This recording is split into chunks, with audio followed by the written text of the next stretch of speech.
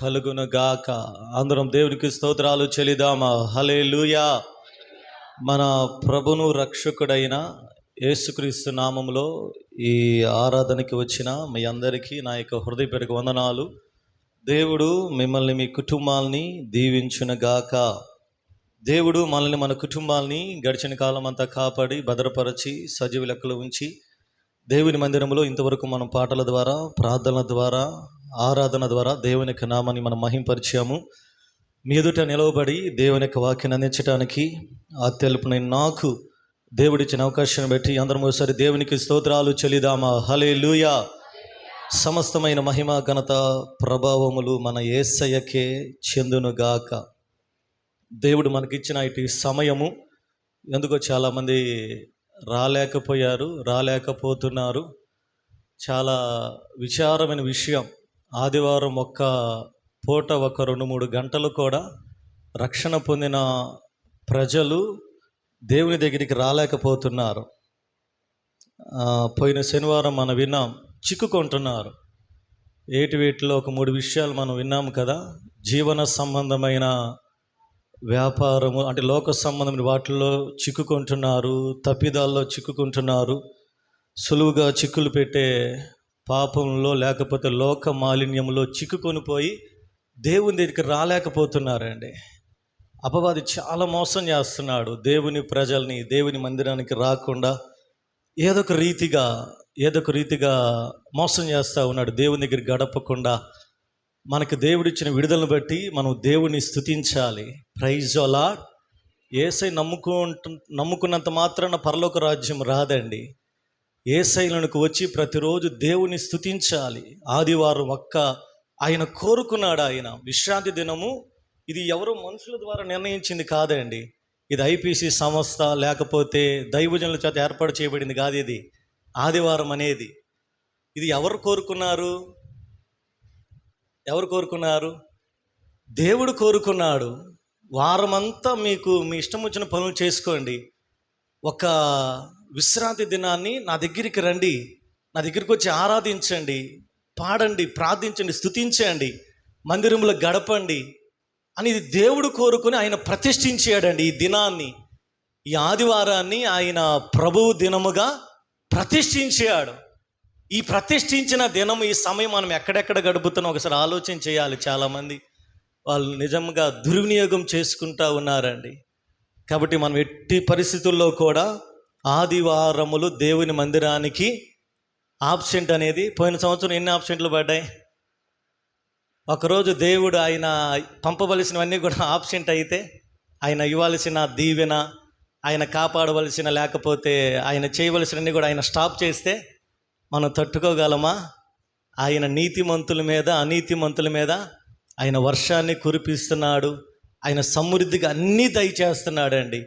కాబట్టి ఎందుకో ప్రజలు దేవునికి దూరం అవుతూ ఉన్నారు ఈ అంచె దినాల్లో. కాబట్టి మనం ఎట్టి పరిస్థితుల్లో కూడా ఎన్ని ఆటంకాలు ఉన్నా, ఎన్ని సమస్యలు ఉన్నా, ఎంత పరిస్థితి అయినా దేవుని మందిరంలో మనము గడిపే జీవితాన్ని మనం పొందుకోవాలి. హల్లెలూయా, హల్లెలూయా. పోయిన వారం మనం అందుకని విన్నాం, సొలొమోను జ్ఞాని. సొలొమోనుకున్న ఐశ్వర్యము కానీ జ్ఞానము కానీ ఏ రాజుకు లేదండి. ఎంత ప్రఖ్యాతి పేరు పొందినగలిగిన వ్యక్తో సొలొమోను గురించి యేసు ప్రభువారే క్రొత్త నిబంధన గ్రంథంలో దాదాపు 8 సార్లు ఆయన జ్ఞాపకం చేసుకున్నాడు. అంత మహాజ్ఞాని ఒకానొక సమయంకి వచ్చేసరికి తన జీవితం అంతా పతనమైపోయిందండి. నీ ప్రారంభాన్ని కాదండి దేవుడు చూసేది, నువ్వు ఎలాగున్నావో ఇప్పుడు ప్రజెంట్ కాదు దేవుడు చూసేది, నీ ఫ్యూచర్ని దేవుడు చూసేది. నువ్వు మొదట్లో ఎలాగ ఉన్నావో, నువ్వు మొదట్లో ఎలాగ జీవించావు అది కాదు దేవుడు చూసేది. నీ యొక్క ముగింపుని, నీ భవిష్యత్తును దేవుడు చూసేది. సొలొమోను అంత దేవుని మందిరాన్ని కట్టించిన వైభవముగా 1000 కీర్తనలు 3000 సామెతలు వ్రాసిన ఎంతోమంది లోకులందరూ కూడా ఆ రోజుల్లో సొలొమోను అంటే ఒక గొప్పగా చెప్పుకునేవాళ్ళు. అంత పేరు ప్రఖ్యాతులు కలిగిన వ్యక్తి ఒకానొక సమయంలో పతనమైపోయాడు. తన జీవితం నాశనమైపోయింది. ఎందుకు? పనికి రాని వాడిగా అయిపోయాడు. చివరికి దేవుడు ప్రత్యక్షమై మాట్లాడుతున్నా ఇంకా చాలా ఆపు అనే స్థాయికి వచ్చేసాడండి. 2 సార్లు మాట్లాడాడు గిబియోనులో. సొలొమోన్ దేవుని స్వరాన్ని ఇంకా క్లోజ్ చేసి ఆ వాయిస్ని తన హృదయం ఏమైపోయిందంటే తన యొద్ద నుంచి తొలగిపోయింది. ఎందుకు అంత జ్ఞాని, అంత వైభవం కలిగిన వ్యక్తి ఎందుకు పతనమైపోయాడు? ఈరోజు సొలొమోనే కాదండి, ఈరోజు క్రైస్తవులు ఎంతోమంది జ్ఞానులు లేకపోతే ఒకప్పుడు ఉన్నవాళ్ళు అపవాది తనకు సమయం కొంచెమని తెలిసి ఏర్పరచబడిన వాడిని సైతం ఈరోజు పడద్రోస్తా ఉన్నాడు. దేవుని మనం స్తుతించాలి, దేవుడు మనం నిలబెట్టాడు. హల్లెలూయా, హల్లెలూయా. కాబట్టి సొలొమోను పతనం అవ్వటానికి చాలా ఉన్నాయి, కానీ 3 పరిస్థితులు మనం పోయిన వారం విన్నాము. మొదటిగా సొలొమోను సహవాసం అనేది సరిగ్గా లేదండి. సొలొమోను మోయాబీలతోటి, హిత్తీలతోటి, అమోనీయులతోటి అంటే వాళ్ళతో ఫ్రెండ్షిప్ చేస్తున్నాడు. దేవుని ప్రజలతో దేవుని యొక్క మందిరం కట్టించాడు, కానీ ఏ రోజు మందిరానికి వెళ్ళే దాఖలాలు లేవు. దావీదు జీవితంలో ఉన్నాయి, ఎప్పుడెప్పుడు మందిరానికి వెళ్ళాలి ఆయన ఆశ కూడా, దావీదు కూడా అదే. చిరకాలము యెహోవా మందిరములో నేను నివాసము చేయాలి. సొలొమోను మందిరం కట్టిన ఏ రోజు కూడా, అంటే మొదట్లో ఒకవేళ మందిరం కట్టినప్పుడు ప్రతిష్ఠిత సమయంలో ఒకవేళ ఉన్నప్పటికీ కాలక్రమేణా తన జీవితంలో ఎక్కడా కూడా దేవుని మందిరంలో గడిపిన దాఖలాలు లేవు అండి. దావీదు జీవితంలో మనం ఎన్నోసార్లు కనపడతాయి. దేవుడు చేసిన మేళలకి వెంటనే దేవుని దగ్గరికి వెళ్ళటం, దేవుని దగ్గర తగ్గించుకోవటం, దేవుని దగ్గర ప్రార్థించటం, దేవుని దగ్గర స్తుతించటం, దేవుని మందిరానికి వెళ్ళి అయ్యా నీ కుటుంబము నా సన్నిధానంలో, ఈ రీతిగా జనులు దేవుని మందిరికి వెళ్తా ఉన్నప్పుడు దావీదు స్తుతించటం, సంతోషించటం, నీ బలమును నీ ప్రభావాన్ని చూడాలని దావీదు ఎంతగానో ఆశపడటం, ఇది సొలొమోను జీవితంలో లేదండి. ఎందుకని? తన సహవాసం అనేది ఎక్కడో తేడా జరిగింది. కాబట్టి ఈరోజు నువ్వు ఎంత పెద్ద ప్రార్థనా పరుడువైనా, ఎంత పెద్ద భక్తుడువైనా, నువ్వు ఎలాంటి వ్యక్తివైనా నీ సహవాసాన్ని బట్టే నీ ఆత్మీయ జీవితం అనేది కనపడుతుందండి. మందిరంలో కాదండి, నువ్వు ఇళ్ళ దగ్గర, నీ పని దగ్గర, నీ ఉద్యోగం దగ్గర, నువ్వు వ్యాపారం దగ్గర నువ్వు ఎవరితో సహవాసం చేస్తున్నావు దానిని బట్టి నీ ఆత్మీయ జీవితం అనేది అది కనపడుతుంది. కాబట్టి మన సహవాసం ఎవరితో ఉండాలి? దేవుని ప్రజలతోటి, దైవికమైన వ్యక్తులతోటి మన సహవాసం ఉంటే ప్రైజ్ ద లార్డ్. ఆ సహవాసము ద్వారా దేవుడు మన బలమైన వ్యక్తులుగా మారుస్తాడు. సొలొమోనుకి సరైన సహవాసం లేదు. రెండవదిగా సొలొమోను కాలంలో ప్రవక్త లేడు. సొలొమోను కాలంలో ప్రవక్తలు లేరు అంటానికంటే ప్రవక్తలు ఉన్నారు, కానీ దావీదు కాలంలో ప్రవక్తలు ఉన్నారు. నాతాను ఉన్నాడు, గాదు ఉన్నాడు. దావీదు ఏదైనా తప్పు చేసినా, దావీదు ఏదైనా రాంగ్ డైరెక్షన్లో వెళ్తున్నా వెంటనే దేవుడు ప్రవక్తలను పంపించి దావీదుని హెచ్చరించేవాళ్ళు. కానీ సొలొమోను కాలంలో ఆ రీతిగా జరగలేదండి. ప్రవక్తలు ఉన్న నిశ్శబ్దంగా ఉండిపోయారు. ఎవరు కూడా సొలొమోను హెచ్చరించే వాళ్ళు లేరు. కారణం ఏం తెలుసా? సొలొమోనుకి భయపడ్డారు. Praise the lord. సొలొమోను దేవునికి చిత్తానికి అప్పగించుకోలేదు. దేవుడు ఎవరిని గద్దిస్తాడో తెలుసా? ఎవరినంటే వాళ్ళని కాదండి, యెహోవా తనకిష్టమైన వారిని, తను ప్రేమించు వారిని గద్దిస్తాడు. కాబట్టి సొలొమోను కాలంలో ప్రవక్తలు లేరు, కానీ దావీదు అంటుండే, అయ్యా నీతిమంతులు నన్ను కొట్టుట లేకపోతే నన్ను గద్దించుట నాకు తైలాభిషేకము, అట్టి అభిషేకాన్ని నేను త్రోసివేయకుందునుగాక. కాబట్టి ఈరోజు మనకి గద్దింపులు కావాలి, మనకి హెచ్చరికలు కావాలండి. మనకి సరిచేసే వాళ్ళు ఉంటే మనకి మంచిది. అది నేను హెచ్చరించేవాళ్ళు లేకపోతే నేను గద్దించేవారు ఉండటం నీకు అది ఉత్తమైనది. ఒకవేళ మనకి గద్దింపులు మనకి నచ్చట్లేదు అనుకోండి, మనం పతనావస్థలో ఉన్నాము. హల్లెలూయా. గద్దింపులు మనకి ఎలాగ ఉంటాయి అంటే, మనకి ఒకవేళ అది గద్దింపులు విన్నప్పుడు ముఖము చిన్నబుచ్చుకోవటం, లేకపోతే గద్దింపులు విన్నప్పుడు మనకి అది పడటం లేదనుకోండి, మనం పతనమైపోయిన స్థితిలో ఉన్నాము. జాగ్రత్త. తాను నిలుచున్నాడని తలంచుకుని ప్రతివాడు పడకుండా ఉన్నట్లు జాగ్రత్తగా చూసుకోవాలి. జాగ్రత్తగా చూసుకోవాలంటే హెచ్చరికే కదా. ఆ హెచ్చరిక వల్ల మనం ఏం చేయబడుతుంది, ఎక్కడున్నామో, ఎక్కడ మన స్థితి ఎలాగుందో, మన యొక్క భక్తి ఎలాగ ఉందో, మనం ఎలాగ ప్రవర్తిస్తున్నామో, మన ప్రవర్తన ఎలాగ ఉందో అప్పుడే తెలుసుకునేది. అవి లేకుండా ఎలాగుంటుంది? కాబట్టి సొలొమోను కాలం అది లేదండి. ప్రవక్త లేడు సొలొమోను కాలంలో. సొలొమోనుని హెచ్చరించే వాళ్ళు లేరు. కనుకనే ఎక్కడ నాయకులు ఉండరో అక్కడ జనులు చెడిపోతారండి. నాయకులు లేని జనులు చెడిపోతారు. కాబట్టి నీకు దైవికముగా నువ్వు నడిపించేవాళ్ళు, నీ హెచ్చరించేవాళ్ళు నీకున్నుట నీకు క్షేమకరము. హల్లెలూయా. మూడవదిగా సొలొమోను కాలంలో అసలు యుద్ధాలే లేవండి. దేశమంతా సమాధానకరముగా ఉంది. సొలొమోను హాయిగా తిని పనుకున్నాడు. ఏమైపోయింది? అలాంటి జీవితం మంచిదేనా చెప్పండి? అంత డబ్బులను ఉన్నాయి, ఆరోగ్యంతో బాగుంది, అంత బాగుంది, అది మంచిదేనా చెప్పండి?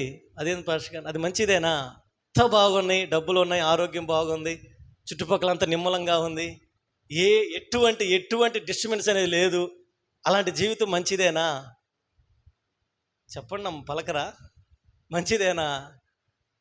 మంచిదా మంచిది కాదా? మంచిదా మంచిది కాదా చెప్పండి? మంచిది కాదు. హల్లెలూయా. ఎందుకని? దావీదు అంటున్నాడు, శ్రమ కలగక మునుపు నేను త్రోవ తప్పితిని, ఇప్పుడైతే నీ వాక్యమును అనుసరించి నడుచుకొనుచున్నాను. నీకు అన్నీ ఉన్నాయి అనుకోండి, నువ్వు దేవుని మాట వినవు తెలుసా? నీకు అన్నీ ఉన్నాయి అనుకోండి, దేవుని మందిరానికి రాలేవు, నువ్వు హృదయపూర్వకం దేవుని దగ్గరికి వచ్చి కన్నీరు కట్టి ప్రార్థన చేయలేవు. నువ్వు అన్నీ ఉంటే నువ్వు దేవుని వైపు చూడలేవండి. నీకు బాధ లేకపోతే బోధ నీకు అర్థము కాదు. అందుకనే దావీదు అంటున్నాడు, అయ్యా శ్రమ కలగక మునుపు నేను త్రోవ తప్పి తిని. కీర్తనకారుడు అంటాడు, అయ్యా నాకు, అందుకని ఇవన్నీ తెలుసుకొని సొలొమోను అంటాడు, అయ్యా నాకు ఎక్కువ వద్దు, నాకు తక్కువ వద్దయ్యా, కాబట్టి నాకు ఏ దినానికి ఆ దినానికి చాలయ్యా. కానీ సొలొమోను కాలంలో ఎందుకు యుద్ధాలు జరగపోవటాన్ని బట్టి సొలొమోను కాలక్రమేణా తనకు తెలియకుండానే పతనంలోనికి, యుద్ధాలు లేని చోట పతనంలోనికి వెళ్ళిపోయాడు. చివరికి సడన్గా పడిపోయాడని దేవుడు ప్రత్యక్షమై, సొలొమోన్ అయ్యా ఆ దేవతలు వెంబడించవద్దు అనేసరికి అప్పటికీ సొలొమోను హృదయం తొలగిపోయింది. కానీ మనము కూడా పడిపోకుండా ఉండాలంటే ఎప్పుడు కూడా ఈ 3 విషయాలు మనము ధ్యానము చేసుకోవాలి. హల్లెలూయా. గలతీ రాసిన పత్రిక 5వ అధ్యాయం 1వ వచనాన్ని చదవండి. గలతీలకు రాసిన పత్రిక అపోస్తలుడైన పౌలు 5వ అధ్యాయం 1వ వచనం, ఈ స్వాతంత్రము అనుగ్రహించి క్రీస్తు మనలను స్వతంత్రులుగా చేసి ఉన్నాడు, కాబట్టి మీరు స్థిరముగా నిలిచి మరలా దాస్యమును కాడి కింద చిక్కుకొనకొడి. చాలండి. మన శుక్రవారం మన భారతదేశం అంతా స్వాతంత్ర దినోత్సవాన్ని జరుపుకున్నారు. మనకి తెలుసు స్వాతంత్రం అనగానే, మీకు కొంతమంది తెలుసు కొన్ని విషయాలు. ఏంటంటే బ్రిటిష్ బానిసత్వంలో ఉన్న మన ఇండియా ప్రజల్ని కొంతమంది ఫ్రీడమ్ ఫైటర్స్, స్వాతంత్ర సమర యోధులు, వాళ్ళు చేసిన పోరాటాన్ని బట్టి ఆగస్టు 15వ తారీఖున వాళ్ళు మన దేశాన్ని విడిచిపెట్టి మనకి స్వాతంత్రాన్ని ప్రకటించి వెళ్ళారు. స్వాతంత్రం అంటే ఏమిటి అంటే స్వేచ్ఛగా బ్రతకటం, అంటే ఎవరికి బానిసలుగా ఉండకుండా ఆ స్వేచ్ఛగా మన జీవితాన్ని మనం జీవించటం. అంతకుముందు ఎలాగ ఉండేవాళ్ళంటే బ్రిటిష్ వాళ్ళకి బానిసలు అయిపోయి వాళ్ళు ఏ పని చెబితే ఆ పని చేసేవాళ్ళు.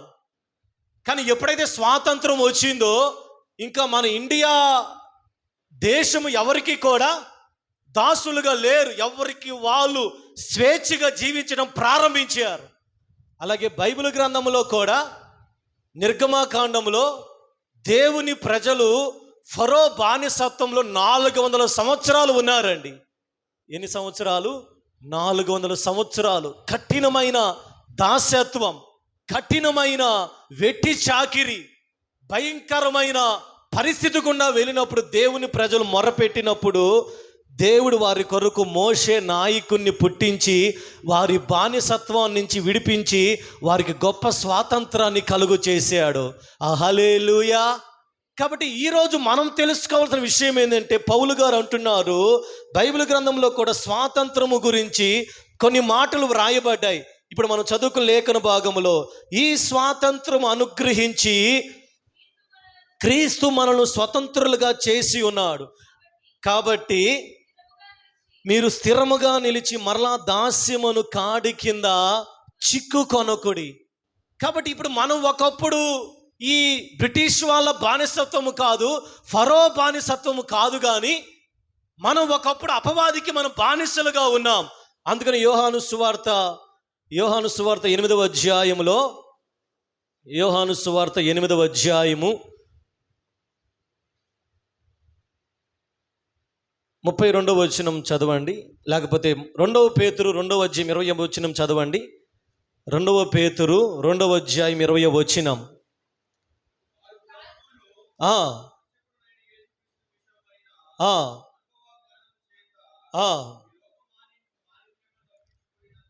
ఈ లోక మాలిన్యములు తప్పించుకొనిన తరువాత 2:20 ఒకడు దేని చేత జయింపబడునో దానికి దాసుడగును కదా.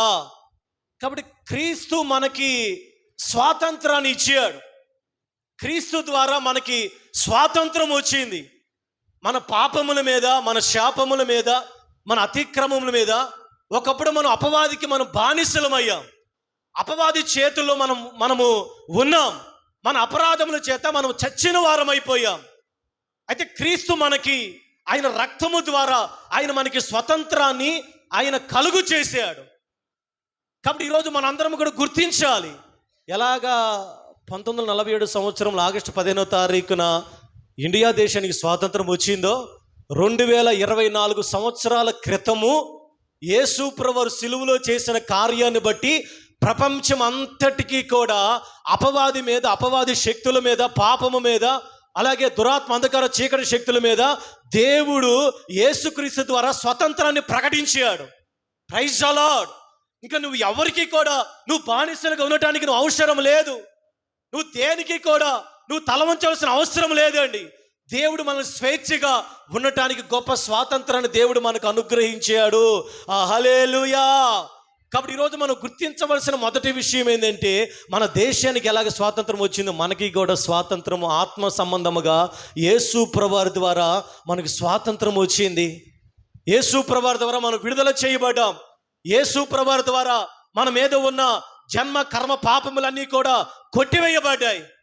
ఇప్పుడు నువ్వు స్వతంత్రమైన వ్యక్తివే, కానీ నువ్వు ఇంకా దేనికి కూడా దాసుడివి, దాసురాలువి కాదండి. ఇప్పుడు క్రీస్తు ద్వారా నీకు స్వాతంత్రం వచ్చింది. ఇప్పుడు యేసు ప్రభువారు ఇచ్చిన స్వాతంత్రము ద్వారా మనకు కలిగిన ఆ యొక్క స్వేచ్ఛ ఏందో తెలుసా? మొదటిగా యోహాను సువార్త 8:34 చదవండి. అందుకు యేసు పాపము చేయు ప్రతివాడును పాపమునకు దాసుడని మీతో నిశ్చయముగా చెప్పుచున్నాను. చాలండి. మొదటిగా యేసు ప్రభువారు ఇచ్చిన స్వాతంత్రము ద్వారా మీకు జరిగిన ఆ స్వేచ్ఛ ఏమిటో తెలుసా? పాపము నుంచి విడుదల. పాపము ద్వారా వచ్చే ఆ జీతం ఇంకా మన మీద పని చేయకుండా దేవుడు గొప్ప విడుదల కలిగించాడు. ఇప్పుడు పాపము మీ మీద ఎటువంటి ప్రభుత్వం చేయటానికి అర్హత లేదు. ఆ పాపానికి మన మీద ఎటువంటి, లేకపోతే మన మీద పెత్తనము చేయటానికి, మనల్ని డామినేషన్ చేయటానికి ఇక పాపానికి ఎటువంటి అధికారము లేదు. ఎందుకో తెలుసా? పాపము ద్వారా వచ్చే మరణాన్ని యేసు ప్రభువారు సిలువలో రక్తాన్ని కార్చి పాపము నుంచి దేవుడు మనకి విడుదల ప్రకటించాడు. హల్లెలూయా. అయితే నేను అడుగుతున్న ప్రశ్న, పాపము ద్వారా మీకు స్వాతంత్రం వచ్చిందా? మనం ఈరోజు ఆలోచన చేయాలి. ఇండియాకి స్వాతంత్రం వచ్చింది, వాస్తవమే. ఇండియాకి నిజంగా స్వాతంత్రం వచ్చిందా? చెప్పండి. స్వాతంత్రం వచ్చినట్టే ఉంది, కానీ ఏమన్నాడు గాంధీ గారు? ఏమన్నారు? ఆడవాళ్ళు అర్ధరాత్రి రోడ్డు మీద తిరిగితేనే నిజమైన స్వాతంత్రం. ఈరోజు ఆడవాళ్ళు అర్ధరాత్రులే తిరుగుతున్నారండి. హల్లెలూయా. అది నిజమైన స్వాతంత్రం కాదండి. నిజమైన స్వాతంత్రం అంటే తెలుసా? నువ్వు ఎప్పుడైతే స్వేచ్ఛగా, నువ్వు ఎప్పుడైతే పూర్తిగా నువ్వు విడుదల పొందుతావో ఆత్మీయమైన స్వాతంత్రం, అదే నిజమైన స్వాతంత్రం. మొదటిగా యేసు ప్రభువారు మనకి ఇచ్చిన స్వాతంత్రం మొదటి దేని నుంచి అంటే పాపము నుంచి ఆయన స్వాతంత్రం ఇచ్చాడు. ఈరోజు మనం ఆలోచన విషయం, నిజంగా నీకు పాపము నుంచి నీకు స్వేచ్ఛ అనేది వచ్చిందా? పాపము నుంచి పూర్తిగా నువ్వు విడుదల పొందేవా? ఆ పాపము నుంచి వచ్చే ఆ యొక్క లేకపోతే పర్యవసానం, వాటి నుంచి మీకు విడుదల కలిగిందా? మనం ఆలోచన చేయాలి. ఎందుకంటే పాపము చేయు ప్రతి వాడును పాపమునకు దాసుడని. ఇప్పుడు మనం ఎవరికి బానిసలుగా ఉన్నాము? పాపానికి దాసులుగా ఉంటే నీకు స్వతంత్రం రాలేదండి. పాపం నుంచి నువ్వు విడుదల పొందలేదు, నీకు నిజముగా స్వాతంత్రము రాలేదు. ఎక్కడో ఎక్కడో నువ్వు ఆ పాపము ద్వారా వచ్చే పర్యవసానము మనల్ని పట్టి పీడిస్తూ ఉంది. కాబట్టి ఈరోజు మనం ఏం చేయాలో తెలుసు. మొదటిగా, అయ్యా పాపము నుంచి నాకు పూర్తిగా విడుదల కావాలి. హల్లెలూయా. అయ్యా పాపము ద్వారా వచ్చే ఆ నేచర్ నుంచి విడుదల కావాలి. నువ్వు దేవుని మందిరానికి వస్తున్నా ఇంకా మన పాపములోనే ఉంటే మన ద్వారా ఎటువంటి ప్రయోజనం అనేది ఉండదండి. అందుకని యేసు ప్రభువారు ఆయన మత్తయి సువార్త 20వ అధ్యాయంలో ఆయన తన శిష్యులతో చెప్పిన మాట, మీరు ఒక గ్రామానికి వెళ్ళండి, ఆ గ్రామములో ఒక చెట్టుకి కట్టబడిన గాడిద పిల్లయు కనపడును. మీరు వెళ్ళి వాటిని విప్పి నా దగ్గరికి తోలుకొని రండి. వాటిని విప్పుతున్నప్పుడు ఎవరైనా మిమ్మల్ని అడుగుతారు, ఇది ఎందుకు విప్పుతున్నారు, అది ప్రభువునికి కావలసినదని చెప్పండి. హల్లెలూయా. ఆ గాడిద కట్టబడినంత కాలము అది యేసయ్యకి పనికిరానిదిగా ఉండిపోయిందండి. అది ఎప్పుడు పనికొచ్చిందో తెలుసా? శిష్యులు వెళ్ళి వాటిని ఆ కట్లన్నీ కూడా విప్పి తోలుకొని వచ్చి యేసయ్యని ఆయన మీద కూర్చుండబెట్టినప్పుడు ఆ గాడిదకి ఘనత వచ్చిందండి. ఈరోజు నువ్వు మందిరానికి వస్తున్నావు, మంచిదే. నువ్వు రక్షణ పొందావు, మంచిదే. నువ్వు కట్ల నుంచి విప్పబడ్డావా? ఆ కట్ల నుంచి తెగిపోయినయా? ఈరోజు ఏదో ఒక కట్టు నిన్ను, నీ యొక్క జీవితాన్ని అది కట్టేస్తా ఉంది. లూకా సువార్త 18వ అధ్యాయంలో కూడా యేసు ప్రభువు ఒకరోజు మందిరానికి వెళ్ళాడు. ఆ మందిరంలో ఒక స్త్రీ ఉన్నది. ఆ స్త్రీ 13వ అధ్యాయం 10వ వచనంలో చదవండి. లూకా సువార్త 13వ అధ్యాయం 10వ వచనం. విశ్రాంతి దినమున ఆయన యొక్క సమాజ మందిరములో బోధించుచున్నప్పుడు 12 ఏండ్ల నుండి 18 ఏండ్ల నుండి బలహీనపరుచు దెయ్యము పట్టిన ఒక స్త్రీ అక్కడ ఉండెను. ఆమె నడుము వంగిపోయి ఎంత మాత్రమును చక్కగా నిలవబడలేకుండెను. ఈమె రక్షణ పొందిన స్త్రీ అండి. ఆ పక్కన వచ్చిన ఎలా మీరు చెప్పగలరు పాస్టర్ గారండి? అబ్రహాము కుమార్తెగా ఈమె పేరు కూడా వ్రాయబడి ఉంది. కానీ ఈమెకి పూర్తిగా విడుదల రాలేదండి. ఈమెకి పూర్తిగా స్వాతంత్రం జరగలేదు. ఈమె 18 సంవత్సరాల నుంచి మందిరానికి వస్తుంది, కానీ ఏదో బలహీనపరచు దెయ్యము ఆమెని చక్కగా నిలవబడకుండా ఆమె నడుమును పట్టేసింది. ఆమె నడుమును పట్టేయటము ద్వారా ఆమె మందిరానికి వస్తుంది, కానీ చక్కగా నిలవబడలేని పరిస్థితిలో ఉంది. ఈమెకి స్వాతంత్రం వచ్చిందా? చెప్పండి. ఈమెకి క్రీస్తు ఇచ్చిన స్వాతంత్రం కలిగిందా? 18 సంవత్సరాల నుంచి మందిరానికి వస్తున్నా విడుదల లేదు. ఈరోజు ఎంతోమంది క్రైస్తవులు మనం చెప్పుకుంటున్నా, మనము కూడా మందిరానికి వస్తున్నా మనకి విడుదల జరగటం లేదు. కారణం ఏంటంటే ఆయన ఇచ్చిన స్వాతంత్రం అక్కడే ఉండిపోయింది. మనం ఏదో ఒక దాంట్లో చిక్కుకొని పోయి ఏదో ఒక ఆ అపవాదికి చోటు ఇవ్వటం ద్వారా అపవాది మనల్ని పట్టేసి పీడిస్తూ ఉన్నాడు. కాబట్టి ఈ రోజు అయినా సరే దేవుని దగ్గరికి వెళ్ళి నువ్వు ఖచ్చితంగా నీకు ఏ విషయంలో విడుదల కావాలో, అపవాది నేను ఎక్కడ కట్టేశాడో నువ్వు దేవుని దగ్గర ధైర్యంగా చెప్పగలిగితే దేవుని ఆత్మ నిన్ను విడుదల ఇవ్వబోతున్నాడు. చెప్పలు గుర్తు దేవుని యొక్క నామాన్ని మహిమపరుద్దాం. ఎక్కడ నిన్ను ట్రాప్ చేశాడో, ఎక్కడ ఒకవేళ నీ కుటుంబాన్ని కానీ నిన్ను కానీ ఎక్కడ కట్టేశాడో చక్కగా నిలవబడకుండా నువ్వు దేవుని దగ్గర ప్రార్థన చేయించుండగానే ఆ కట్లన్నీ తెంచివేయగలిగిన దేవుడు అండి. హల్లెలూయా. ఆ కట్లు ఉంటే మనం పూర్తిగా దేవుని ఆరాధించలేమండి. ఆ కట్టబడినంత కాలము కూడా నువ్వు దేవునికి పనికిరాని వ్యక్తిగానే ఉండిపోతావు. ఆ కట్ల చేత కట్టబడినంత కాలము మనం ఎందుకు పనికిరాని వారిగానే ఉంటాం. ఎప్పుడైతే మనం పూర్తిగా విడుదల పొందుతామో అప్పుడు దేవుడు నీ జీవితంలో పని చేయటం ప్రారంభిస్తాడండి.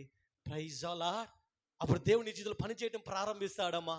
అప్పటి వరకు నీ మీద ఉన్న కట్లు పోయినంత వరకు కూడా అలాగే మన స్థితి అలాగే ఉంటుంది. నడుము వంగిపోయి దయ్యము పట్టిన స్త్రీ అక్కడ ఉండే నడుము వంగిపోయి ఎంత మాత్రము కూడా చక్కగా నిలవపడలేక ఉంటుందండి. ఇప్పుడు ఆలోచన చేశారా? ఎన్ని సంవత్సరాలు మందిరానికి వచ్చి ఎందుకు మనం చక్కగా నిలవబడలేకపోతున్నాం? మన మాట ఎందుకు చక్కగా ఉండలేకపోతుంది? మనం ఎందుకు చక్కగా భక్తి చేయలేకపోతున్నాము? ఎందుకు చక్కగా ఆరాధన చేయలేకపోతున్నాము?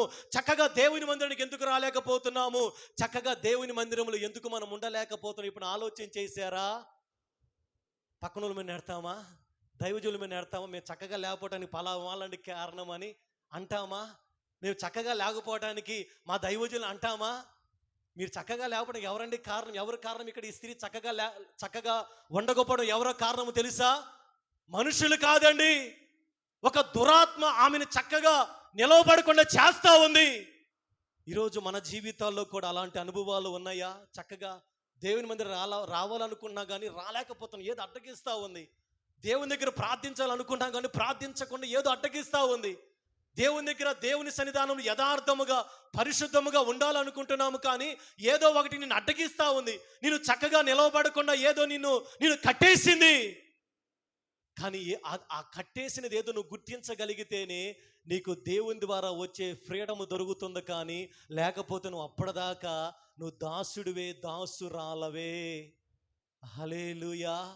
కాబట్టి మొదటిగా నీకు వేటి నుంచి విడుదల కావాలి? పాపము నుంచి నీకు విడుదల కావాలండి. నేను పాపను ఒప్పుకున్నా కదా పాస్టర్ గారిని, రక్షణ పొందినప్పుడు అది కాదండి. పాపను ఒకసారి ఒప్పుకున్నా సరే మనకు తెలియకుండా అపవాది ఏం చేస్తాడు, కొన్నిసార్లు మిమ్మల్ని పాపాల్లో పడద్రోస్తాడు.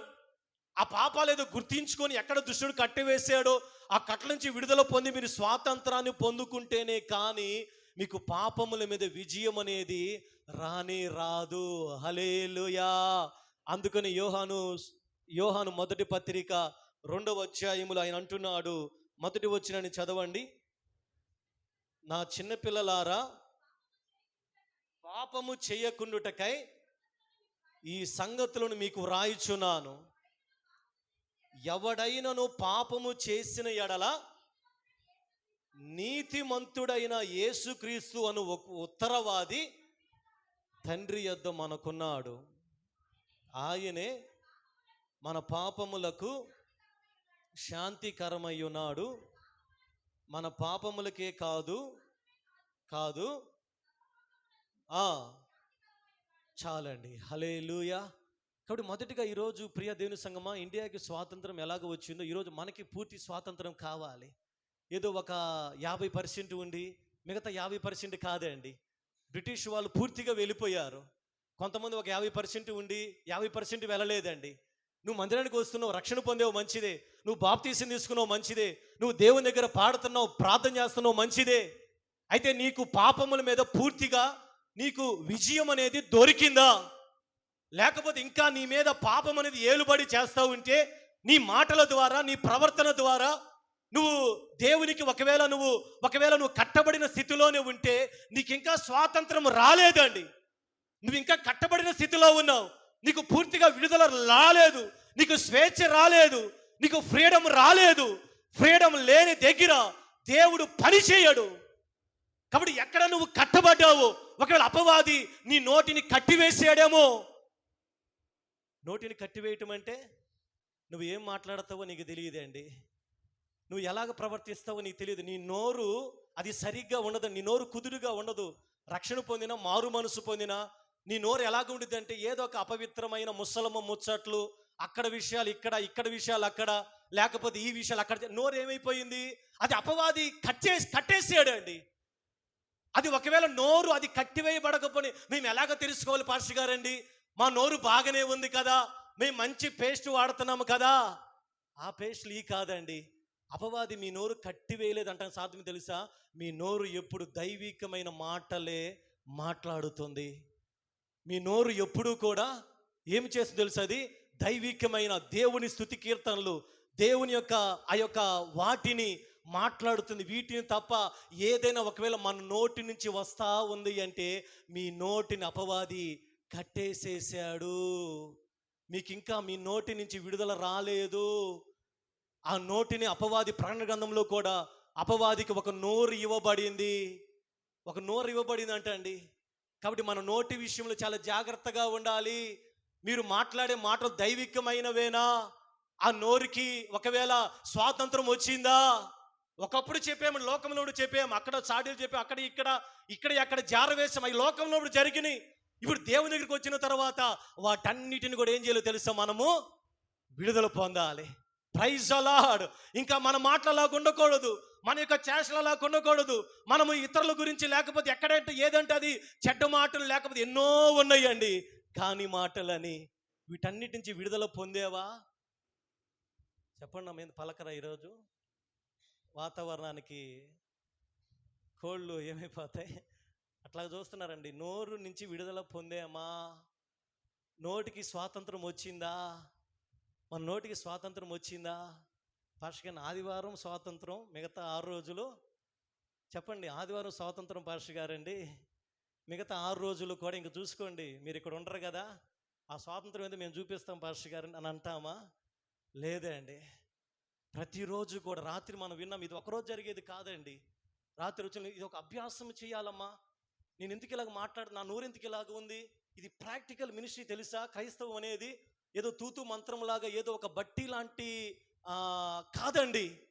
మనం అలాగే చేస్తే మనకి లోకంలో ఉన్న వారికి తేడా లేదు. ఇది ఒక అభ్యాసం, సాధకము చేయాలి. కూర్చొని ఆలోచించాలి, ఎందుకు నా నోరు ఇలాగ ఉంది? నేను ఎందుకు నా నోరు ఇలాగా ఎందుకు బూతులు మాట్లాడుతుంది? నా నోరు ఎందుకు ఇలాగ చెడ్డ మాటలు? నా నోరు ఎందుకు ఇలాగా? ఎందుకు అపవాది నా నోట్లో ఎందుకు జొరబడ్డాడు? ఎక్కడ తేడా జరుగుతూ ఉంది? నేను దేవుని మందిరం మంచిగానే ఉంటున్నాను కదా, మందిరం బయటికి వెళ్ళగానే నా నోరు ఎందుకు అపవాది కంట్రోల్లోనికి వెళ్ళిపోతుంది? అభ్యాసము చేయాలి, వెళ్ళి ధ్యానించాలి. దేవా, ఇంకా నా నోటిలో ఎటువంటి అపవిత్రమైన మాటలు, నీకు ఆయాసకరమైన మాటలు నా నోటిలో ఉండకుండా దాన్ని ఇప్పుడే యెషయా అంటున్నాడు, అయ్యా నా నోటిని కాల్చయ్యా, నేను అపవిత్రమైన పెదవులు కలిగిన వారి మధ్యను నేను నివసిస్తున్నాను అని ఎప్పుడైతే ఒప్పుకున్నాడో వెంటనే పరలోకంలో నుంచి ఒక నిప్పు వచ్చి యెషయా పెదవుల్ని కాల్చింది. చప్పలు కొడుతూ దేవుని యొక్క నామాన్ని మహిమపరుద్దాం. యెషయాకి అప్పటి వరకు స్వాతంత్రం లేదు, తన ఇష్టానుసారంగా మాట్లాడుతూ ఉన్నాడు, తన నోటికి ఏది వచ్చిందో అది వాగుతూ ఉన్నాడు. ఎప్పుడైతే పరలోకంలో నుంచి ఆ నిప్పు తగిలిందో యెషయా నోరు ముయ్యబడి దైవికమైన నోరుగా మార్చబడింది. ఈరోజు మీ నోరు ఎలాగ ఉంది? మీకు స్వాతంత్రం వచ్చిందా? మీకు స్వాతంత్రం వచ్చిందా? మీ నోటికి, మీ మాటలకి స్వాతంత్రం వచ్చిందా? స్వాతంత్రం వచ్చిన నోరు ఎక్కడం తెలుసా? దినమంతయు కూడా దావీదు అంటున్నాడు, అయ్యా మీ కీర్తితోనూ మీ ప్రభావముతోనూ నా నోరంతా నిండి ఉంది. Praise the Lord. మన నోరంతా దేనితో నిండుందమ్మా? చెప్పండి చెప్పండి. హల్లెలూయా. దేవుని గురించి చెప్పాలి, దేవుని గురించి ప్రకటించాలి, ప్రార్థన చేసుకోవాలి, ప్రార్థన గురించి చెప్పాలి. ఎవరైనా సమస్యలు ఉంటే వాళ్ళని ఉత్తేజపరచాలి. ఎవరైనా ఒకవేళ బలహీనతలో పడిపోతే వాళ్ళని బలపరచాలి. ఇది ఈ నోరు ఉండాలి. కాదయ్యా మా నోరు అలాగే అపవాదికి అప్పగిచ్చేస్తాము అంటే మన నోటి మాటలను బట్టి దేవుడు రేపు తీర్పు తీర్చబోతున్నాడు అండి. Praise the Lord. కాబట్టి ఈరోజు మన నోటికి స్వాతంత్రం కావాలమ్మా. మన నోరు అది కట్టివేయబడింది, అపవాది కట్టేసాడేమో. ఇప్పుడు ఆలోచన చేసాం, ఏం మాట్లాడుతున్నామో. మోషే కాని మాట పలికితేనే కానానికి వెళ్ళలేకపోయాడు, ఒక్క మాటే. మనం రోజుకి ఎన్ని మాటలు మాట్లాడుతున్నాం? ఆ టికెట్ అయినా, అసలు ట్రైన్ అని ఎక్కుతామా? మోషే అంత పెద్ద దైవజనుడే, కాని మాట పలకనందుకే వెళ్ళంది తెలుసా కానానికి. మనం ఎన్ని మాటలు ఎప్పుడైనా దేవునికి అడిగామా? దావీదులాగా, అయ్యా నా నోటి మాటలు, నా హృదయ ధ్యానము నీకు అంగీకారముగా ఉండునుగాక. ఇప్పుడు నేను చెడ్డ మాటలు పలికినప్పుడు ఏదైనా మనస్సాక్షి నొచ్చుకుంటుందా? నేను ఎందుకు ఇలాగ ప్రవర్తిస్తున్నాను? దేవుని ప్రజలకు వ్యతిరేకం ఎందుకు నా నోరు ఇలాగ అయిపోయింది? ఎక్కడ స్వాతంత్రం నేను కోల్పోయాను? ఇక నుంచి అయినా నేను దేవుని ప్రజల వలె నా నోటిని వాడతానని ఎప్పుడైనా నువ్వు తీర్మానం తీసుకుంటే ఖచ్చితంగా నీకు స్వాతంత్రం అనేది కలుగుతుంది. హల్లెలూయా. అదే పాపం నుంచి విడుదల. పాపము చేయవాడు పాపము నుంచి దాసుడగుతాడు. Praise the lord. ఈరోజు మందిరానికి వస్తున్నా కూడా మనకి విడుదల లేకపోతే, అదే యోహాను భక్తుడు అంటున్నాడు, మొదటి యోహాను పత్రిక 3వ అధ్యాయము 9వ వచనములో, దేవుని మూలముగా పుట్టిన ప్రతి వానిలో ఆయన బీజము నిలుచును కనుక వాడు పాపము చెయ్యజాలడు. హల్లెలూయా. ఇది ఒక సూపర్ న్యాచురల్ పవర్ అండి. ఒకప్పుడు పాపం చేసాం. ఒకప్పుడు పాపం చేసిన చేతులు ఎత్తండి. తిన్నమ్మా. అది అసలు అసలు ఏసే నమ్మకం ఎవరు పాపం చేయలేదా? పాపం అంటే ఏంటేంటి అనుకోవాకండి అమ్మా. పాపం అంటే ఏమనుకున్నారు? చెప్పండి, ఒక మాటలో చెప్పండి, ఒకే ఒక్క మాట. పాపం అంటే ఏదో చంపటం, లేకపోతే ఇంకేదో దొంగతనం చేయటం, ఈ కాదండి. ఆజ్ఞ అతిక్రమమే పాపం అండి. ఆదాము ఏ చేయల, పండు తినొద్దన్నాడు, అది తిన్నాడు, అంతే అయిపోయింది. ఎన్ని ఆజ్ఞలు అతిక్రమించాం? దేవుని మీదకి వచ్చిన తర్వాత కూడా అది అతిక్రమించి, అది వేరే విషయం. ఒకప్పుడు మనము పాపము ఎన్నో చేశాం, కానీ ఇప్పుడు దేవుని దగ్గరికి వచ్చిన తర్వాత, దేవుని మూలముగా మనం పుట్టిన తర్వాత మనలోకి వెంటనే ఒక సీడ్, ఒక బీజం అనేది మనలోకి వస్తుంది. అది మనల్ని ఏం చేస్తుంది తెలుసా? ఏం చేస్తుందంట అంటే, మనము టాలీ చేసుకున్నామా? లోకంలో ఉన్నప్పుడు నేను ఇలాగ ఉండేవాడిని, ఇప్పుడు దేవునిలోకి వచ్చిన తర్వాత నేను ఇలాగ అయిపోయాను. ఇప్పుడు అలా గమనించాము. ఏమో పాషకని, మాకు అప్పుడు అలాగే ఉంది, ఇప్పుడు ఇలాగే ఉంది అనుకుంటున్నారా? ప్రైజ్, అలాంటి జీవితం అనవసరం అండి. నీకు ఖచ్చితంగా నీ పాత జీవితానికి ఇప్పుడున్న ప్రజెంట్ జీవితానికి తేడా కనపడుతుందా? పలకండి అమ్మా. మీరు ఎక్కడో కిలోమీటర్ దూరంలో ఉన్నారు, నేను అందుకని అరవాల్సి వస్తుంది. ఇదంతా మనది కాదన్నట్టుగా ఉన్నారనమాట. ఒకప్పుడు జీవితానికి ఇప్పుడు జీవితానికి తేడా ఏదైనా ఉన్నదా? చెప్పండి. ఏ తేడాలను ఒక నోట్స్ మీద రాసుకోండి. ఒకప్పుడు నేను ఇలాగ ఉండేవాడిని, ఇలాగ సినిమాలకు వెళ్ళేవాడిని, ఇప్పుడు ఆపేసాం. నా వ్యక్తిగత జీవితం, ఒకప్పుడు ఇలాగ ఉండి ఇలాగ సినిమాలు అన్ని చేంజ్ అయిపోయినాయి కదా. ఇప్పుడు ఒకవేళ దేవుని ఇవన్నీ ఎలాగా కలిగినాయి? నేను ఒకప్పుడు బూతులు మాట్లాడేవాడిని. నా సాక్ష్యం, నేను మామూలు వ్యక్తిని కాదండి. నా సాక్ష్యం విన్నారు కదా మీరు. ఒకప్పుడు నా ఆయనకి 50 మంది ఉండేవాళ్ళు, క్యాటరింగ్కి వెళ్ళి భయంకరమైన జీవితం. ఇప్పుడు అది మార్పు ఎలాగ వచ్చింది? దేవుని మూలముగా పుట్టిన తర్వాత ఆ సీడ్, ఆ యొక్క విత్తనం అంటారు కదా, అది మనలోనికి వచ్చేస్తుందండి. అది ఎవరు నాకు చెప్పలా. యేసయ్య నమ్ముకున్న తర్వాత, ఒక్కసారి ప్రార్థనలోకి వచ్చిన తర్వాత ఎవరు నాకు చెప్పలా. బూతులు మాట్లాడకూడదు, సినిమాలు చూడకూడదు, లేకపోతే ఏదంటే అది వెళ్ళకూడదని ఎవరు చెప్పలా. ఎవరు చెప్పారు? నాలో ఉన్న ఆ విత్తనం ఏం చేసి తెలుసా? ఇది చేయకూడదు, ఇది మాట్లాడకూడదు, ఇదిగో ఇలాగా చెడ్డ స్నేహం వెళ్ళకూడదు. నేను దేవుని నమ్ముకుంది. ఎంతోమంది మా ఫ్రెండ్స్ రారా మందు తాగదని పిలిచేవాళ్ళు, వెళ్ళలా. ఇంకా అయిపోయింది, స్టాప్. ఒక్క రోజులోనే జరిగిందండి. ఆ రాత్రి దేవుని దర్శించడం, వినాయక చవితి ఆ సందర్భంలో ఆ సాక్ష్యం అందరికీ తెలుసు కదా. ఆ రాత్రి ఇప్పుడు దేవుని హస్తం ఎప్పుడైతే వచ్చిందో, టోటల్ నా లైఫ్ అంతా చేంజ్ చేయబడింది. ఒకే ఒక్క రాత్రి నా జీవితం అంతా మార్పు అయిపోయింది. నాకు తెలిసిపోతా ఉంది, ఓహో, అప్పుడు దాకా నేను అనుకున్న జీవితం అంతా కూడా స్టాప్ అయిపోయి, నా జీవితంలో ఏదో ఒక క్రొత్త జీవితం అనేది వచ్చేసింది. అది ఎలాగ సాధ్యం అంటే, మన లోపల ఉంచబడిన ఆ సీడ్, ఆ విత్తనం, ఈ విత్తనం ఎవరిలో అయితే ఉంటుందో వారు పాపము జోలికి వెళ్ళలేరు. ఒకవేళ వెళ్ళవలసి వచ్చినా, నేను వెళ్ళలేరు అంటం లేదండి. ఒకవేళ వెళ్ళవలసి వచ్చినా మరి పరిస్థితి ఏంది చెప్పండి? వెళ్ళవలసి వచ్చిద్దా రాదా? చెప్పండి అమ్మా. రెండో ప్రశ్న, వెళ్ళవలసి వచ్చిద్దా రాదా? అప్పుడప్పుడు బంధువుల దగ్గరికి వెళ్తామా లేదా? అప్పుడప్పుడు పలకరిస్తామా లేదా? మరి ఏం చేయాలి అప్పుడు? అందుకని ఇక్కడ యోహాను భక్తుడు అంటుండే, ఒకవేళ అంటే పాపానికి లైసెన్స్ కోసం కాదండి, ఒకవేళ అన్ఫార్చునేట్లీగా మళ్ళా మన పాత జీవితానికి వెళ్ళవలసి వస్తే, వెంటనే నీతిమంతుని యేసుక్రీస్తును ఉత్తరవాది తండ్రి దగ్గర మనకున్నాడు. Praise the lord. నీ పక్షాన విజ్ఞాపన చేయటానికి, నీ పక్షాన ఆయన తండ్రి దగ్గర మొరపెడటానికి యేసయ్య శిలువలో కార్చిన రక్తం అప్పుడు కాదండి, అది ఎల్లప్పుడూ కూడా అది పని చేస్తూ ఉంది. అయితే రెండవదిగా, ఇప్పుడు దేవుని నమ్ముకున్న తర్వాత మనకి లేకపోతే దేవుని మూలం తేడా ఏం తెలుసా? ఆ సీడ్ నీలో ఉంటే, ఆ పాపము చేయాలని ఆలోచన వచ్చినా నువ్వు దాని జోలికి వెళ్ళలేకుండా ఆ సీడ్ ఆపుతుందండి. అది మనం ఎన్నోసార్లు విన్నాం. పందికి గొర్రెకి ఉన్న తేడా, పందిని తీసుకెళ్ళి మురకాళ్ళు వేయండి, అది అక్కడే నివాసం చేసిద్దండి. ఒక గొర్రె పిల్లని తీసుకెళ్ళి నీళ్ళలో ఆ మురికాలలో వేయండి, అది ఏం చేసి తెలుసా? బయటికి రావటానికి ప్రయత్నం చేసిద్దమ్మా. నేను అనేది ఏంటంటే, దేవుని ప్రజలు పాపము చేయరని చెప్పను. ఒకవేళ చేయాలి, ఒకవేళ అపవాది ద్వారా కానీ, ఒకవేళ సొంత యొక్క అజ్ఞానాన్ని బట్టి పాపంలోనికి వెళ్ళిన వెంటనే ఏమొచ్చి తెలుసా? ఆలోచన, బయటికి రావాలి.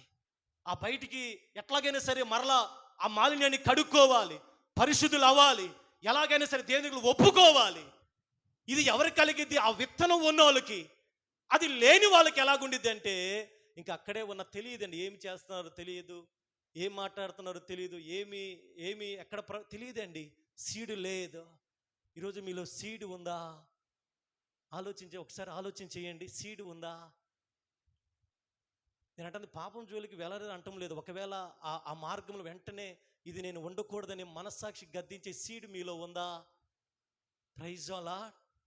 ఒకవేళ ఎప్పుడైనా ఏదైనా తెలియక తప్పు చేసిన వెంటనే ఆ సీడ్ మిమ్మల్ని ఇది చేయకూడదని మిమ్మల్ని గద్దిస్తుందా? ఆ సీడ్ మీలో ఉంటే మీకు స్వాతంత్రం ఉన్నట్లే. హల్లెలూయా. ఆ సీడ్ మీలో ఉంటే పాపము మీద మీకు విడుదల వచ్చినట్లే. ఇది ఒక్క రోజులో జరిగే ప్రక్రియ కాదండి, అభ్యాసము చేయాలి. ఒకవేళ పడినా మరలా తిరిగి లేచి, ఒకవేళ ఫెయిల్ అయిపోయినా మరలా దేవుని దగ్గరికి వెళ్ళి పాపముతో ఏం చేయాలి తెలుసా? ఏం చేయాలంటే ఊరకను ఒప్పుకుంటే రాదని హెబ్రీ గ్రంథకర్త అంటుకుని అంటున్నాడు. పాపంతో ఏం చేయాలంట? హెబ్రీ రాసిన పత్రిక, పాపముతో పోరాడాలి. ఎలా పోరాడాలి? రక్తము కారునంతగా 11వ నిమిషం.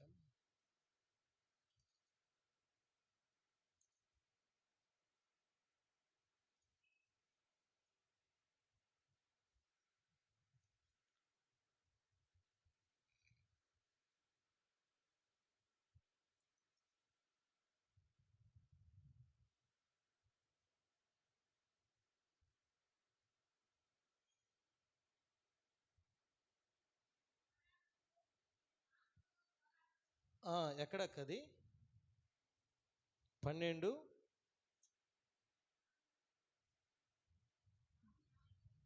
4వ అధ్యాయము 12:4 చదవండి. మీరు పాపముతో పోరాడుటలో రక్తము కారునంతకు ఇంకా దానిని ఎదిరింపలేదండి. పాపముతో ఎలా పోరాడాలో తెలుసమ్మా? ఊరకనే స్వాతంత్రం రాలేదండి ఇండియాకి ఊరకనే రాలా. ఎంతోమంది చనిపోయారు తెలుసు, ఎంతోమంది ప్రాణాలు అర్పించారు, త్యాగం, పోరాడారు. నీకు పాపం మీద స్వాతంత్రం ఊరకనే రాదని, ఏదో ఊరకనే రక్షణ పొంది బాప్తీసం అయిపోయింది మందిరానికి వచ్చి లేదండి. పౌలు అంటున్నాడు, మీరు పాపముతో పోరాడుటలో ఇంకా రక్తము కారునంతగా ఇంకా దానిని ఎదిరించలేదు. అంటే అంత దాన్ని ఏమంటో తెలుసా? అంత వైరాగ్యం, అంత భక్తి, ఆ పాప సంబంధమైన ఏది లేకుండా దాన్ని అంతగా ఎదిరించాలి. రక్తము కారునంతగా ఎదిరిస్తేనే కానీ ఆ పాప స్వభావం మీలో లేకుండా ఉంటుందండి. ఆ పాప సంబంధమైన నేచర్, ఆ పాపము ద్వారా వచ్చే ఆ పర్యవసానం రక్తము కారునంతగా ఎదిరించాలి. కానీ ఈరోజు దేవుని దగ్గర మీరు అడగాలి, దేవా ఆ పాప సంబంధమైన వాటి నుంచి మాకు విడుదల కావాలి అయ్యా, మాకు రక్షణ కావాలి, మాకు స్వాతంత్రం కావాలి. ఇక ఏ పాపం అనేది మా మీద, మా బిడ్డల మీద, మా కుటుంబాల మీద పని చేయకుండా ఉండును గాక. ఒకవేళ మనకు స్వాతంత్రం ఉండకపోతే మనం ఇంకా బానిసలుగానే దేవునికి మనం కనపడతామండి. విడుదల పొందిన వారిగా మనం కనపడము. కాబట్టి మొదటిగా దేనిలో మనకు స్వాతంత్రం కావాలి? పాపము నుండి, పాపేచ్ఛల నుండి, లేకపోతే పాప స్వభావము నుండి. పౌలు గారే అంటున్నారు, నేను ఏది చేయాలనుకుంటున్నానో అది చేయలేకపోతున్నాను. మనం ఏమనుకుంటాం? వేషధారులుగా, అబ్బా మేము అన్నీ మంచిగానే, మేము మంచోళ్ళం కదా పాస్టర్ గారండి, ప్రైజ్ లార్డ్, మేము మంచోళ్ళం అండి, మాకు దేవుడు చెప్పాడండి. మళ్ళీ దేవుడిని తీసుకొస్తాం మధ్యలో. మాకు దేవుడు చెప్పాడండి, మంచిదాన్ని అండి, మంచివాడిని అండి. పౌలు గారే ఒప్పుకుంటున్నాడమ్మా, నేను ఏది చేయాలనుకుంటున్నానో రోమిలకు 6వ అధ్యాయం అది నేను చేయలేకపోతున్నాను. మంచి చేయాలనుకుంటున్నాడంట, మంచి చేయలేకపోతున్నాడు. అంత పెద్ద దైవజనుడు ఆ మాట ఒప్పుకుంటే మనం లేచిన దగ్గర నేను మంచిదాన్ని, నేను మంచివాడిని, నేను మంచిదాన్ని, నేను మంచివాడిని. Praise Lord. అది వేషధారణ నటించడం అయిపోయింది అండి. దేవుని మనస్ఫూర్తిగా ఒప్పుకోవాలి, దేవా నేను ఇది చేయలేకపోతున్నాను, నేను నేను నేను ఉండలేకపోతున్నాను, నేను నా నోటిని కంట్రోల్ చేసుకోలేకపోతున్నాను. కాబట్టి దేవా ఆ కంట్రోల్ చేయగలిగిన శక్తి నాకు దయచేయండి, నన్ను బలపరచండి, మీ శక్తితో నింపండి నాయన అంటే ఆయన స్వాతంత్రం మీకు ఎప్పుడైతే వస్తుందో ఆ రోజు మీ జీవితంలో ఒక చేంజ్ జరుగుతుందండి. అది జరగనంత కాలం, ఆ స్వాతంత్రం రానంత కాలము ఎంతమంది దైవజనులు వచ్చి మీకు ఏది చెప్పినా మీకు అర్థమే కాదండి. మీకు అర్థము కాదు, మీకు విడుదల జరగదు, మీకు ఫ్రీడమ్ అనేది రాదు. ఎప్పుడైతే మీరు మనస్ఫూర్తిగా దేవుని దగ్గర ఒప్పుకుంటారో, అయ్యా మేము చక్కగా ఉండలేకపోతున్నాం, మేము చక్కగా ప్రవర్తించలేకపోతున్నాం, మా యొక్క క్రియలు చక్కగా లేవు నాయన, మమ్మల్ని సెట్ చేయండి, మాకు ఫ్రీడము దయచేయండి అని దేవుని అడిగితే వెంటనే ఆయన స్వాతంత్రం మీలోనికి వస్తే మీరు చక్కగా నిలవబడతారండి. హల్లెలూయా. ఈ స్త్రీకి 18 సంవత్సరాల నుంచి మందిరానికి వెళ్తుంది కూడా దేర్ ఈజ్ నో ఫ్రీడమ్. చక్కగా లేదండి, కుదురుగా లేదు. ఎప్పుడైతే యేసయ్య స్వాతంత్రాన్ని ప్రకటించాడో ఆమె చక్కగా నిలవబడి దేవుని యొక్క నామాన్ని ప్రకటిస్తూ ఉంది. హల్లెలూయా, దేవుని స్తుతిస్తూ ఉంది. రెండవదిగా యోహాను సువార్త 8:36 చదవండి. దేనిలో మనకు స్వాతంత్రం అంటే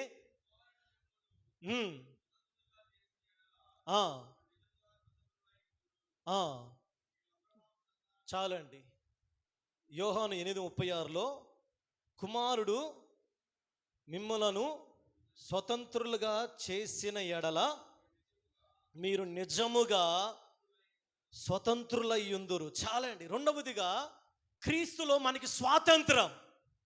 క్రీస్తులో స్వాతంత్రం అంటే ఏమిటో తెలుసా?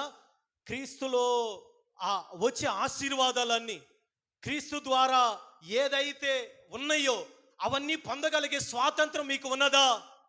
ఇప్పుడు ఎగ్జాంపుల్, క్రీస్తు పొందిన దెబ్బల చేత మనకి స్వస్థత కలుగుతూ ఉంది. ఇది స్వాతంత్రం. మీరు దేవుని అడగాలి, దేవా ఇక నా మీద, నా బిడ్డల మీద, నా ఆత్మీయ జీవితం మీద ఏ వ్యాధి కూడా ఉండటానికి అవకాశము లేదు. ఇది స్వాతంత్రం లేకపోతే చెప్పండి అమ్మా. క్రీస్తులో మనకి ధైర్యముగా జీవించే స్వాతంత్రము, స్వేచ్ఛ ఉంది. క్రీస్తు ద్వారా పరలోకపు ఆశీర్వాదాలన్నీ ఎఫెసీ పత్రిక 1వ అధ్యాయములో అక్కడ ఒక స్వాతంత్రం ఉన్నది.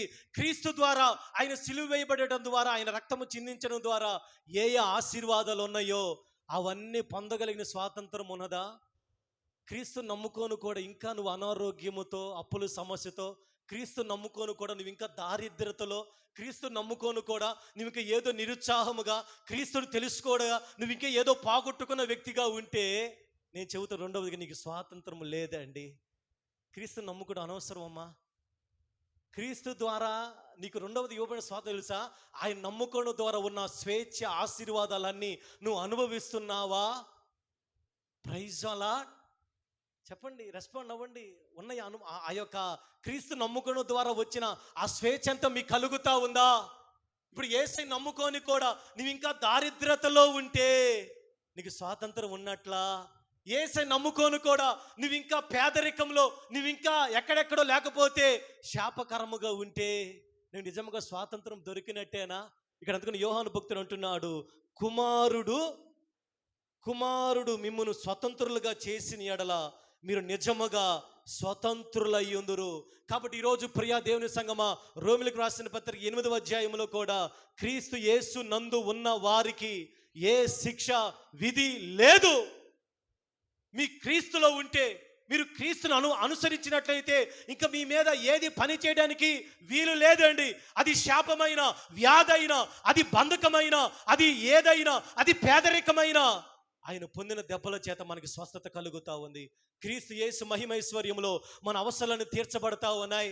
మీ పేదరికము తొలగించబడతా ఉంది. మీ దారిద్ర్యత అంతా కూడా తొలగించబడతా ఉంది. యేసయ్య నమ్ముకోను కూడా ఇంకా మీరు పేదరికంలో ఉంటే మీకు స్వాతంత్రం అనేది లభించలేదండి. ఎక్కడో మిమ్మల్ని బానిసత్వం అనేది పట్టి పీడిస్తూ ఉంది. హల్లెలూయా. ఎక్కడో ఏదో సమస్య మిమ్మల్ని చుట్టుముట్టేస్తూ ఉంది. కాబట్టి రెండవదిగా క్రీస్తు ద్వారా వచ్చే ఆశీర్వాదాలన్నీ కూడా మనము అనుభవించుదుముగాక. క్రీస్తు ద్వారా కలిగే ఆ బ్లెస్సింగ్స్ అన్నీ మన కుటుంబాల మీదకి వచ్చునుగాక. ఈ స్వాతంత్రం మన మీదకి దేవుడు ఈరోజే ఆ స్వాతంత్రం ద్వారా వచ్చిన స్వేచ్ఛ మనకి కలుగునుగాక. హల్లెలూయా. ఇది ఎలా జరుగుతుంది? యేసయ్య నమ్ముకుని కూడా మనం ఇంకా బాధల్లో, సమస్యల్లో, కష్టాల్లో అంటే ఉండవని కాదండి. యేసయ్య నమ్ముకోవడం ద్వారా వచ్చే ఆ యొక్క దీవెనలు కూడా మనం అనుభవించలేకపోతున్నామంటే మనం ఇంకా బానిసత్వంలోనే ఉన్నామండి. Praise the Lord. ఇప్పుడు రెండవది ఏం చేయాలో తెలుసా? క్రీస్తు ద్వారా వచ్చిన ఆ యొక్క అనుభవించగలిగిన ఆ స్వేచ్ఛ, స్వాతంత్రం మనందరికీ కావాలి. దేవుని దగ్గర అడగాలి, దేవా నేను ఇంతవరకు మందిరానికి వస్తున్నాను, ఇన్ని సంవత్సరాలు అవుతుంది, కానీ నేను ఒక్క ఆశీర్వాదానికి నేను పొందుకోలేకపోతున్నానయ్యా. నేను ఒక్క దీవెనికి నేను పొందుకోలేకపోతున్నాను. అది ఆత్మ సంబంధముగా, అది లోక సంబంధం ఏ దీవెని నేను అనుభవించలేకపోతున్నాను. నన్ను నీ కుమార్తెగా మార్చయ్యా అని దేవుని దగ్గర మొరపెడితే ఈరోజే ఆయన నీకు ఇవ్వవలసిన ఆశీర్వాదాలన్నీ ఇవ్వగలడేమో. హల్లెలూయా. మూడవదిగా 2వ కొరింథీయులకు రాసిన పత్రిక 5వ అధ్యాయం 17వ వచనం చదవండి. కాగా ఎవడైనను క్రీస్తు నందు ఉన్న ఎడల వాడు నూతన సృష్టి, పాతవి గతించెను, ఇదిగో ఇదిగో సమస్తమును క్రొత్తవాయెను. మూడవదిగా, మొదటి స్వాతంత్రం పాపము నుంచి మీరు పూర్తిగా విడుదల పొందాలి. రెండవదిగా, క్రీస్తు ద్వారా వచ్చిన ఆశీర్వాదం లేకపోతే క్రీస్తు ద్వారా ఆ జరిగిన అన్ని కూడా మీరు పొందుకోవాలి. దేవుని దగ్గర ధైర్యం అడగాల. దేవా, మిమ్మల్ని నమ్ముకున్నా, మేము ఎందుకు వ్యాధులు గుండా వెళ్తున్నాం, బాధలు గుండా వెళ్తున్నాం, ఎందుకు సమస్యలు గుండా వెళ్తున్నాం? దేవుడిని అడిగితే దేవుడు పరిష్కారం చేస్తాడండి.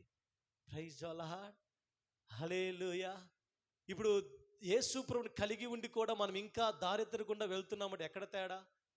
ఎక్కడో రాంగ్ జరుగుతూ ఉంది కదా, ఎక్కడో మనం ఇంకా బానిసలుగా ఉన్నాం కదా. మూడవదిగా, క్రీస్తు నందున్న వారికి క్రీస్తు నందు క్రొత్త జీవితం, ఆ క్రొత్త జీవితం కలిగించిన స్వాతంత్రం మనలో ఉందండి. ఎవడైనను క్రీస్తు నందు ఉన్న ఎడల వాడు నూతన సృష్టి, పాతవి గతించెను, ఇదిగో సమస్తమును కూడా నూతనమైన క్రొత్తవైపోయిందండి. కాబట్టి ఈరోజు నేను అడుగుతున్న మూడవ ప్రశ్న, మీరు క్రొత్త వారయ్యారా? మీరు క్రొత్త వ్యక్తులుగా మార్చబడ్డారా? మీరు నూతనమైన వ్యక్తులుగా మార్చబడ్డారా?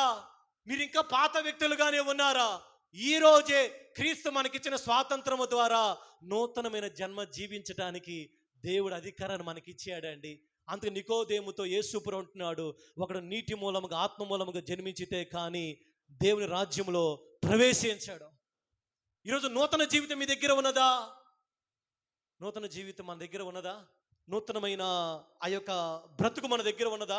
ఎవడైనను క్రీస్తు నందున్న ఎడల వాడు నూతన సృష్టి, ఇదిగో పాతవి గతించెను, సమస్తమును కూడా కొత్త. ప్రతిరోజు క్రీస్తులో మనకి దేవుడు ఏ స్వాతంత్రం ఇచ్చాడు తెలుసా? నిన్నటిది ఇంకా గుర్తున్నదా అండి? మీరు క్రీస్తులో ఉంటే నిన్నటిది అయిపోయింది. ఈరోజు మళ్ళీ నూతన సృష్టిగా దేవుడు మార్చాడు. ఈరోజు మళ్ళీ రేపు మళ్ళీ నూతన సృష్టి. ఇవన్నీ కూడా గతించిపోతా ఉన్నాయి. ఏ రోజుటికి ఆ రోజు నూతన సృష్టిగా దేవుడు మార్చగలిగిన దేవుడు ఆయన. ఈరోజు మీరు పాతవిగానే ఉన్నారా? నూతన సృష్టిగా ఉన్నారా? హల్లెలూయా. పార్షికం లేదు, ఇంకా మేము 2024 సంవత్సరంలో మేము ఉన్నామండి. మేము అక్కడే ఉన్నామండి, ఎక్కడ ఆగిపోయామండి? కాదమ్మా. ఈరోజు దేవునికి ఇచ్చిన స్వాతంత్రం తెలుసా? నూతనమైన వ్యక్తులుగా నువ్వు మార్చబడాలి. మీ ఆలోచన నూతనమైనగా మార్చబడాలి, మీ పద్ధతులు నూతనమైనవిగా మార్చబడాలి, మీ యొక్క బ్రతుకులో నూతనమైనది కనపడాలి. ఇంకా ఎప్పుడో పాత వ్యక్తులుగా కాదండి, నూతనమైన వ్యక్తిత్వం మనం ధరించుకోవాలి. హల్లెలూయా. ఇది ఎప్పుడు కలుగుతుంది? నీకు స్వాతంత్రం వచ్చినప్పుడు, ఆ క్రీస్తు ద్వారా నీకు స్వాతంత్రం కలిగినప్పుడు నీ జీవితం అంతా కూడా, నేను ఇంకా నూతనమైన వ్యక్తిని, పాతదంతా కూడా అయిపోయింది, ఇంకా పాతది ఏది కూడా నా మీద పని చేయడానికి లేదు. ఒకవేళ మేము మీ మీద పాత జీవితాన్ని గుర్తు చేసిన ఆ స్వరానికి మనం అవకాశము ఇవ్వకూడదు. ఎందుకో తెలుసా? క్రీస్తు నందున్న వారు నూతనమైన సృష్టి. కాబట్టి క్రీస్తు ఆయన మనకిచ్చిన స్వాతంత్రములు 3 రకాలు. పాపము నుంచి విడుదల, క్రీస్తులో మనకి స్వేచ్ఛను దేవుడు మనకి ఇచ్చాడు. అనగా క్రీస్తులో మనము ఆయన యొక్క బిడ్డలుగా జీవించటానికి, ఆయన యొక్క కుమారులుగా జీవించటానికి. మూడవదిగా ఆయన మనకిచ్చిన స్వాతంత్రము మన జీవితాలను నూతన పరుచుకోవటానికి. ఇది లోకంలో ఉన్న వారి వ్యక్తులకు కుదరదండి. లోకం వ్యక్తులు కుదురుతుందో నూతన వ్యక్తులుగా మారటానికి ఎవరికైనా ఉంటారా? అమ్మ, నేను ఈరోజు నూతనంగా ఉన్నాను, ఇది అసాధ్యం అండి. ఒక యేసు ప్రభువును నమ్ముకున్న వ్యక్తులే నూతనముగా మార్చబడతారు. ఇక వాళ్ళ మీద తూర్పుకి పడమడికి ఎంత దూరమో మొత్తం కూడా దేవుడు ఏ రోజుకి ఆ రోజు ఆయన నూతనమైన వ్యక్తులుగా మార్చగలిగిన దేవుడు. హల్లెలూయా. ఆ స్వాతంత్రం ఎవరికి ఉంటుందో తెలుసా?